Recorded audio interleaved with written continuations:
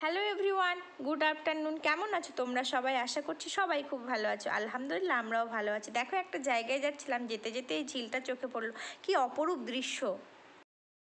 আজকে গেছিলাম বোনের বাড়িতে।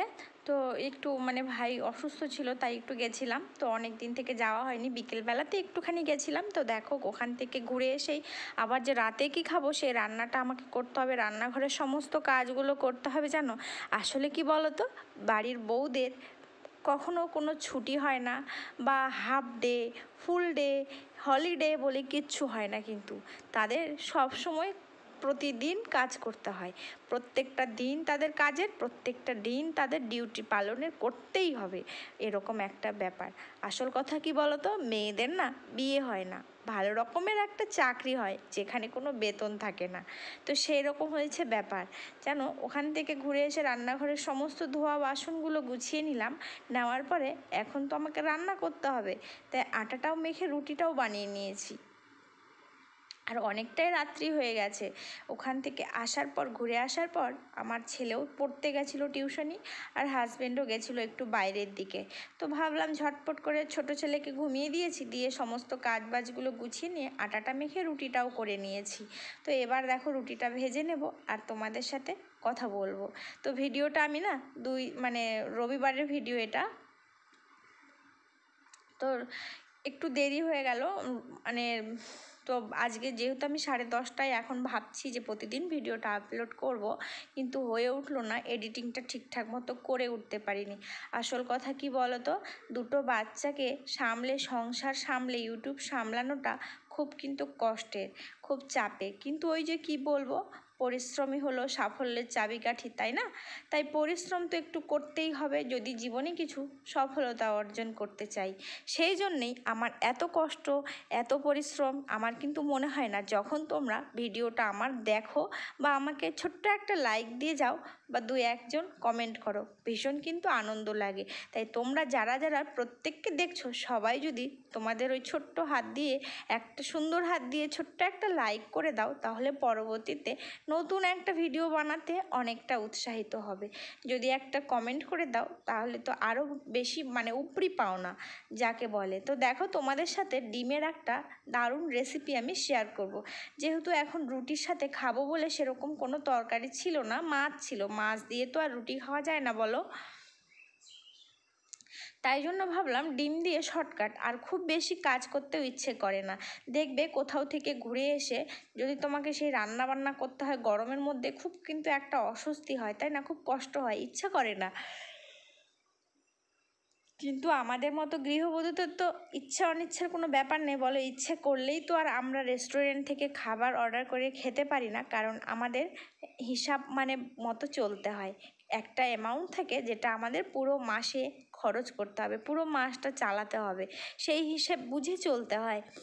খাই না কেন, খাই খুব কম, খুব পরিমাণে কম, যে মাসে একদিন খেলাম বা 2 মাসে একদিন খেলাম, সেরকম একটা ব্যাপার, বুঝতে পেরেছো? আর তার মধ্যেই তো করে ফেলেছি গো একটা বাড়ি।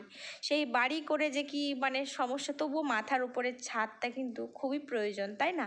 কতদিন আর ভাড়া বাড়িতে থাকবো বলো? ভাড়া, নিজের তো একটা বাসস্থানের দরকার। এবার আমাদের যা হবে হবে, ছেলেদের জন্য বা ভবিষ্যতের জন্য একটা বাড়ি কিন্তু খুব প্রয়োজন, আমি যেটা মনে করি। নিজের একটা বাড়ি থাকবে, ব্যাস ভালো। তুমি খেয়ে থাকো না খেয়ে থাকো, তবু তোমার শান্তি, ঘুমানোর জায়গাটা তো একটু শান্তির হবে, তাই না? ভাড়া বাড়িতেও যে কষ্ট হয় তা কিন্তু না, বাড়িওয়ালা ভালো হলে অবশ্যই ভালো। আমরাও থেকেছি, অনেক বছর ভাড়া থেকেছি। থাকতে থাকতে মনে হয়েছে এবার একটা নিজেদের বাড়ির খুব প্রয়োজন। তো দেখো, এই যে আমি পেঁয়াজটা কুচি করে কেটে নিয়েছি, তোমাদের সাথে বক বক করতে করতে। এই যে দেখো, এবার হচ্ছে টমেটোটাও কেটে নেব। আর যেহেতু শুধু এই যে এটাই রেসিপিটা করব, ডিমের এই ভুজিয়াটাই করব, তাই জন্য আর তো কোনো খাবার নেই, তরকারি নেই যে রুটিটা দিয়ে খাবে, তাই একটু পরিমাণে বেশি করেই করতে হবে।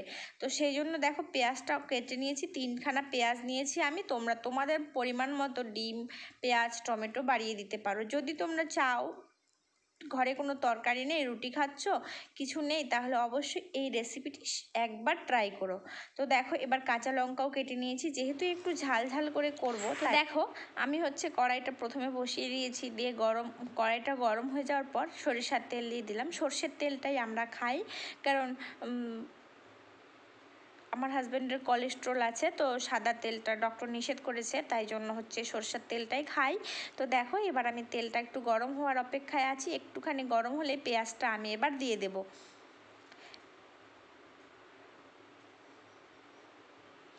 তো এখন পর্যন্ত কারা কারা আমার ভিডিওটা দেখছো, কেমন লাগলো প্লিজ কমেন্ট করে জানিও।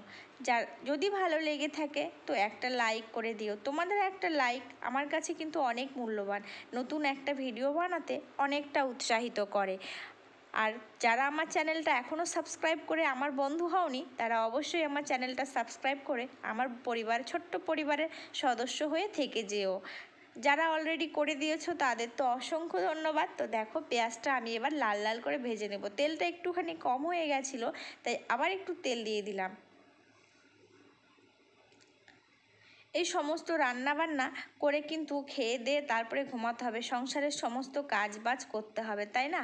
তো দেখো বাস্তবটাকে সবসময় মানিয়ে নিতে হবে, বাস্তবতা যতই কঠিন হোক না কেন বা নিজেকে মানিয়ে নিতে পারলে জীবনে সুখী হওয়া যাবে, তাই না? দেখো এই যে আমি এসে যদি এখন আমি বলতাম রান্না করব না, রান্না করতে ইচ্ছে করছে না, খাবো না, কি খাবো সে ফালতু ঝামেলা হতো বলো। আর সেরকম আমি তো জানি সংসারটা যেহেতু আমি নিজে হাতে চালাই, তাহলে তো আমি বুঝতেই পাচ্ছি কোথা দিয়ে কি হচ্ছে, কোথা থেকে কি হবে।